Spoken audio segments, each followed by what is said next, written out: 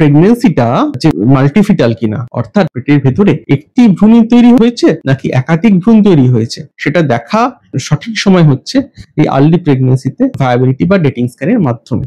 তার সঙ্গে হচ্ছে যে কোনো কমপ্লিকেশন ভ্রূণ বা ভ্রূণের যে জেস্টেশন স্যাক, ভ্রূণের যে ঘর তার চারপাশে ডেভেলপ করছে কিনা, কোনো ব্লাড কালেকশন জমে আছে কিনা বা অন্য কোনো কমপ্লিকেশন তৈরি হচ্ছে কিনা, সেটাও কিন্তু একবার দেখে নেওয়া হয় একই সঙ্গে। তার সঙ্গে মায়ের যে পেলভিক স্ট্রাকচার, অর্থাৎ জরায়ু এবং ইউট্রাস এবং ওভারিজ, সেই স্ট্রাকচারে কোনো সমস্যা আছে কিনা, কোনো ফাইব্রয়েড আছে কিনা, ওভারিতে কোনো সিস্ট আছে কিনা বা অন্য কোনো সমস্যা আছে কিনা, সেটাও কিন্তু এই সময় দেখে নেওয়া হয়। কাজেই বুঝতেই পারছেন এই ডেটিং স্ক্যান বা ভায়াবিলিটি স্ক্যান, যেটা গর্ভস্থ মায়েদের, প্রেগন্যান্ট মায়েদের প্রথম আল্ট্রাসাউন্ড স্ক্যান, সেটা কিন্তু ভীষণ ভাইটাল একটা স্টেপ।